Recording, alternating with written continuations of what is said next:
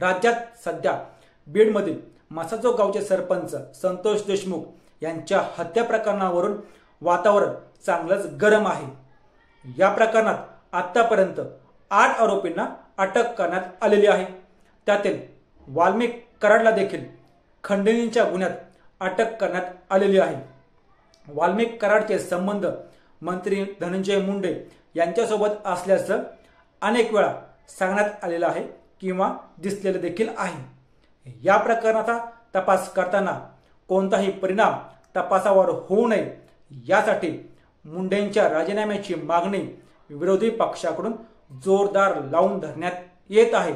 तर दुसरीकडे छगन भुजबळांनी मात्र मुंडेंच्या राजीनाम्याला आपला विरोध असल्याचं सांगितलेलं आहे।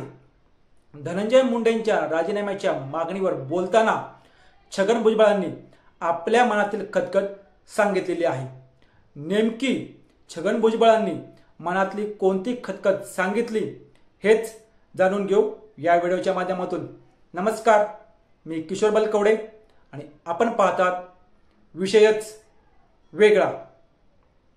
राज्यात सध्या बीडमधील प्रकरण हे जोरदार गाजत आहे। बीड प्रकरण राज्यात चांगलंच गरम झालेलं असताना या प्रकरणात मंत्री धनंजय मुंडे यांच्या राजीनाम्याला छगन भुजबळ यांनी विरोध असल्याचं सांगितलं। बीड प्रकरणातील जे कोणी आरोपी आहेत, जे कोणी दोषी असतील त्यांच्यावर कायदेशीर कडक कारवाई ही होणारच असल्याचं देखील भुजबळ म्हणाले। धनंजय मुंडेंचा राजीनामा का मागताय असा सवाल त्यांनी विरोधकांना विचारलेला आहे। तसंच या प्रकरणाच्या चौकशीत तुमच्या समोर काही आलंय का, तुमच्याकडे काही पुरावे आहेत का, असतील तर ते द्या, पण साप म्हणून भुई का थोपटता असा सवाल देखील भुजबळ यांनी विरोधी पक्षांना विचारलेला आहे। चौकशीत काही समोर आल्यास मुख्यमंत्री स्वतः सूचना देतील, मात्र उगाच कोणावरही अन्याय होता कामा नये असं देखील भुजबळ म्हणाले।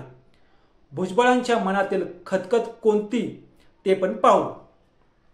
राजकारणात अनेक वर्ष लोकांची कामं केल्यानंतर, अनेक वर्ष काम केल्यानंतर एखादा आमदार जेव्हा मंत्री होतो किंवा मंत्री होत असतो त्यामुळे त्याच्या राजीनाम्याची मागणी करणं हे चुकीचं असल्याचं भुजबळ बोलले। भुजबळांनी धनंजय मुंडे यांचे पाठराखण करताना आपल्या मनातील खदखद सुद्धा बोलून दाखवलेली आहे।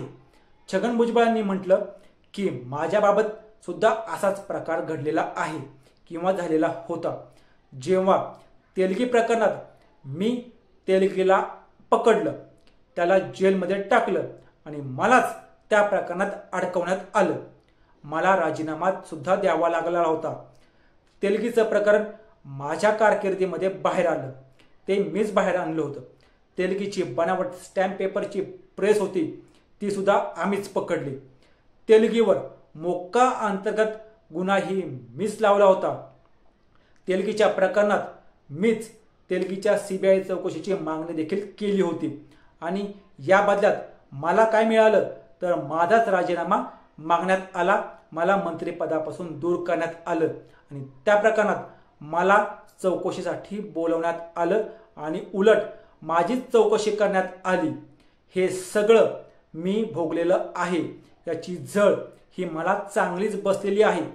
त्यामुळे काहीही सिद्ध झालेलं नसताना राजीनामा मागणं हे मला अत्यंत चुकीचं वाटतं असं भुजबळांनी सांगितलं।